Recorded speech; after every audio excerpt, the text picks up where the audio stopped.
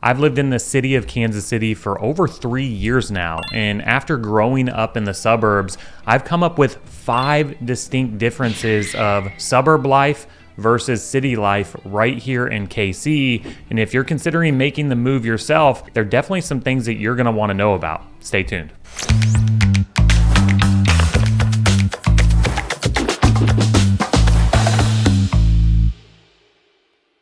And welcome back. I'm Kyle, your local realtor, and I grew up in Kansas City. I tell everybody I grew up in Kansas City, when in fact I grew up in the suburbs of Kansas City, and I think that's pretty common for people. Now, there are some folks here in KC that get quite offended if you say, I'm from Kansas City, but you grew up in the suburbs. I don't really understand it because it's all part of the Kansas City metro, but that's besides the point. When I lived in Denver, I also lived in the suburbs there. I actually never lived in Denver proper, in part because I was just used to the suburb life. But when we moved back to Kansas City in 2020, we opted for living in the city, and I have not regretted it one bit. However, I have come up with 5 distinct differences between suburb life and city life that you may want to know about if you're considering making the move yourself. But before we get into the list, be sure to like, comment, and subscribe to our channel as we're putting out new content every single week about all things KC. And if you're considering making the move to Kansas City yourself, be sure to download our free relocation guide down in the description below. So the first one should be obvious, and that is density. However, it's not as obvious as you would think when you start to do some digging. So the way that density is calculated is by taking the population divided by the square miles. And when we do that simple calculation for Kansas City, well, there are a ton of suburbs throughout the metro that are way more dense than the city, because the footprint of Kansas City is 319 square miles. So when you divide 500,000 people by 319 square miles, you only come up with around 1,600 people per square mile. And when we compare that to one of the major suburbs that a lot of people relocate to when they're moving to Kansas City, in Overland Park, it's only 78 square miles, but it has 200,000 people.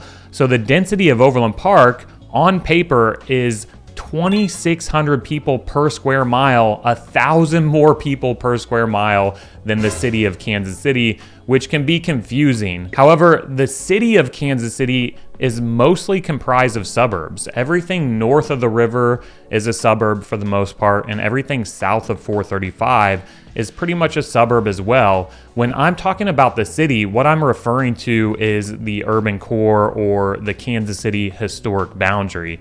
The boundary lines for that are the Missouri River to the north, State Line to the west. On the east, you have the Blue River, and to the south, we have 79th Street.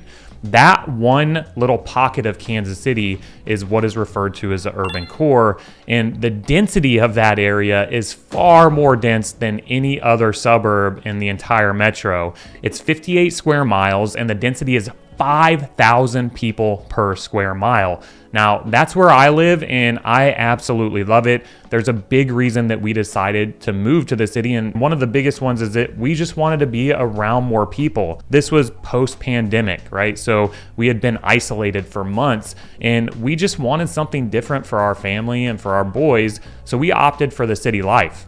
Now, there are some sacrifices that you make if you opt for that level of density, right? So the houses are closer together here. You can still find homes that have a little bit of land, but for the most part, the property sizes, the lot sizes tend to be between 4,000 to 10,000 square feet. Whereas in the suburbs, you can get something 15, 20,000, a quarter acre lot, no problem, have a big old privacy fence and never have to talk to your neighbors.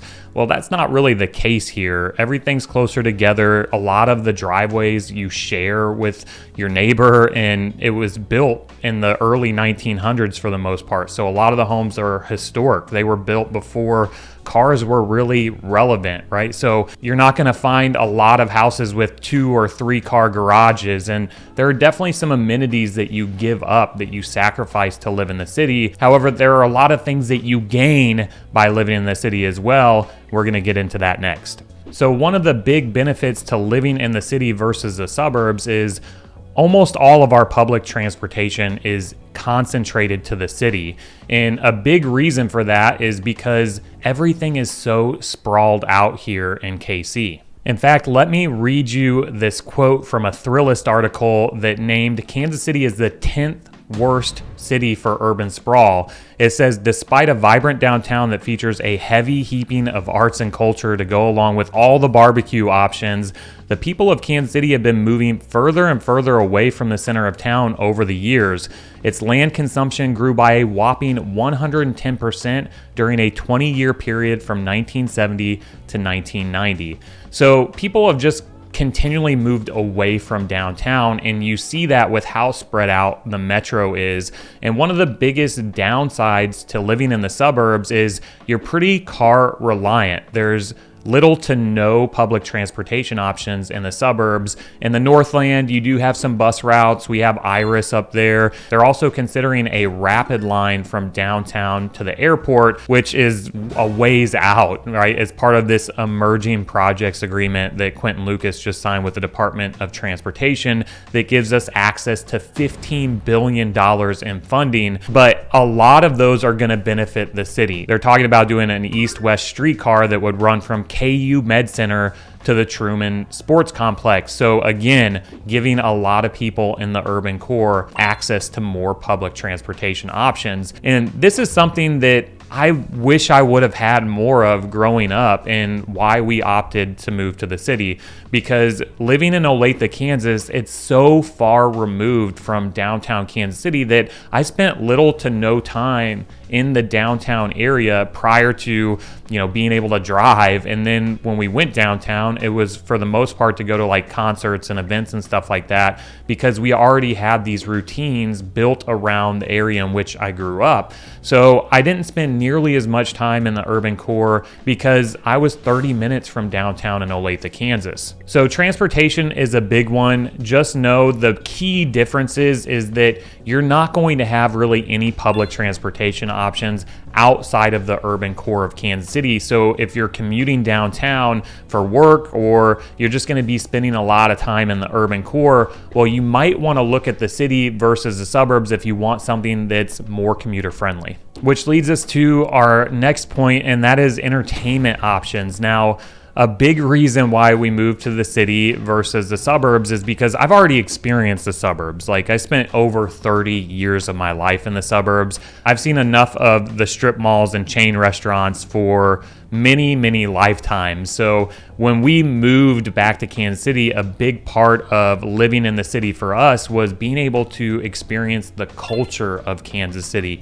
And if you want those unique cultural experiences that you can only get in Kansas City, well, those are pretty much housed in the city or the urban core. So if that's what you're looking for and you want to access those on a regular basis, well, just know that the suburbs are pretty far away from that. And you might tell yourself that, yeah, I'm going to live in the suburbs, but it's only a 20 or 30 minute drive. You're not going to go there as much if you're not super close to it. Like, I live close to the Nelson Atkins Museum, and I still don't go as much as I want to. And it's a free museum. It's a world-class art museum right in my backyard. Now, there are also amenities in the suburbs that we don't get in the cities, like, for example, trampoline parks. My sons love going to the trampoline park. We can only access those trampoline parks and, some amenities kind of similar to that by driving to the suburbs, but we don't do that on a weekly basis. We don't even do that on a monthly basis. However,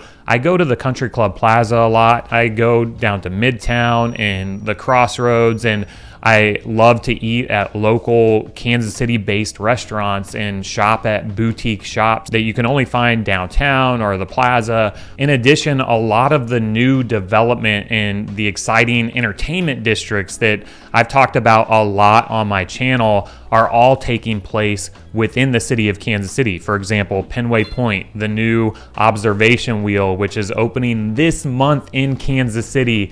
That's in the downtown Crossroads West Side neighborhood. The Rock Island Bridge project, which is set to open in the spring of 2024, that's going to be over in the West Bottoms. The West Bottoms itself is somewhere I try to go on a monthly basis because they have First Fridays, which is my favorite antiquing and shopping time every single month. The first Friday of the month, you can always find me down in the West Bottoms, and that's only a 12-minute drive from where I live. So I intentionally wanted to live in close proximity to a lot of the things that I wanted to do on a regular basis. So it's something you're going to want to consider. What do you want to do for recreation? If you're going to find yourself in the city more often than not, well, maybe you want to consider living in the city versus living in the suburbs. Now, another big reason that we opted to live in the city versus the suburbs is I became obsessed with architecture in Kansas City. Again, having lived in the suburbs, it's definitely more cookie cutter and whitewashed out in the Johnson County suburb where I grew up. At least a lot of the homes were built in the 80s, 90s, early 2000s, and they just don't build homes the way that they used to. And I remember visiting Kansas City one summer after we had lived in Denver for a long time, and there was a specific neighborhood in Denver that I always wished that I could live in, but it was the most expensive neighborhood. Like a bungalow in this neighborhood at the time that we left Denver was $750,000, and that got you a 3-bed, 1-bath home that was like 100 years old. But it was this awesome neighborhood. It was called Wash Park. It was just outside of downtown, so you kind of got the best of both worlds, where it was really walkable, lots of cool culture and architecture, big trees. There was a big park in the middle of it. And I wanted to live there, but we just couldn't afford it. So when we came back to Kansas City and visited Brookside for the first time, and I saw all the unique architecture in the country club district, and it was like seeing it with new eyes for the first time, because again, having lived in the suburbs, I just didn't experience this area as much as I have now that I live here, right? So the architecture was a big reason. The house that we bought when we moved to Brookside is 107 years old, and to this day, I have not found a house that looks the same as the house that we lived in for 3 years when we moved to Kansas City. I love just walking around my neighborhood and looking at cool architecture and, not settling for the same farmhouse look. And I totally get it. If you like that style of living, there are some downsides to owning a historic home as well, one of which being an obvious one, and that is maintenance, right? Historic homes require a lot more maintenance, and there are some things that I wish I would have known before I bought a historic home. However, I would do it all over again. I sold my house in Brookside and moved to Waldo, and the house that I live in now is just as old as my previous house because I don't want to go back. I don't want a new construction home. Now, on the flip side of that, if you're looking for new construction, there really isn't a lot of that in the urban core or the Kansas City historic boundary, right? So again, that 58 square mile region that we're discussing that defines the city, most of the houses within that area are historic. So if you're looking for a historic home or you're looking for a new construction home, well, that may determine whether you live in the burbs or in the city. Okay, so the last one on the list is the schools. And not to say that Kansas City has bad schools. Kansas City Public Schools just got reaccredited.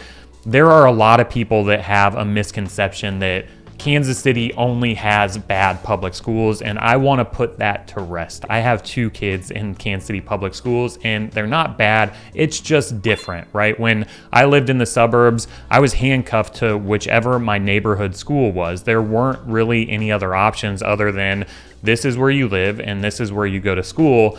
Albeit there were some like alternative schools and some private schools, but they're few and far between. Whereas with Kansas City, there are so many options, and I would say that that is the biggest downside of Kansas City is it can be overwhelming, because that's exactly what our experience was when we moved to Kansas City, and our kids weren't school age when we moved here, so we didn't have to worry about it for the first 2 years. But when it came time to put them in school, we were looking around at our street that had 26 kids on it, and each single household went to a different school. Somebody went to a private school. Somebody went to a charter school. These kids were homeschooled. These kids were in public school. And you're looking at this like, man, what's the best option? You're talking to all the different parents and they all think their school that their kids go to are the best option. So we actually put my 7-year-old, we enrolled him in a charter school, this like French immersion charter school, which is completely free. So it's a really neat option. However, it just didn't feel right for us. So we pulled him out and ended up in our neighborhood school in the area that we live in. Absolutely love it. And then my younger son has been in Montessori school for a year and a half now for free. It's a free Montessori school. He started when he was 3.5 years old, going 5 days a week, 8 hours a day. And now he's progressed so much because he's had a year and a half of Montessori learning under his belt. And that's a free public school option here in Kansas City that you don't have available to you as a resource in the suburbs. So that's definitely something you want to consider, because had we lived in the suburbs, we would have been looking at paying for daycare, and the daycare option probably would have been like a half day and cost us a whole lot of money. I don't need to talk about the suburbs, right? If you go to niche.com and you look at schools in the suburbs, they're all A-rated. I mean, you can pretty much throw a dart at the metro and land on any suburb in Kansas City and find a great school there. In Johnson County, for example, they have 4 of the top 6 public schools in the entire state, just in that county alone. So there's not really much to know about the suburb schools, right? You're gonna have good options there.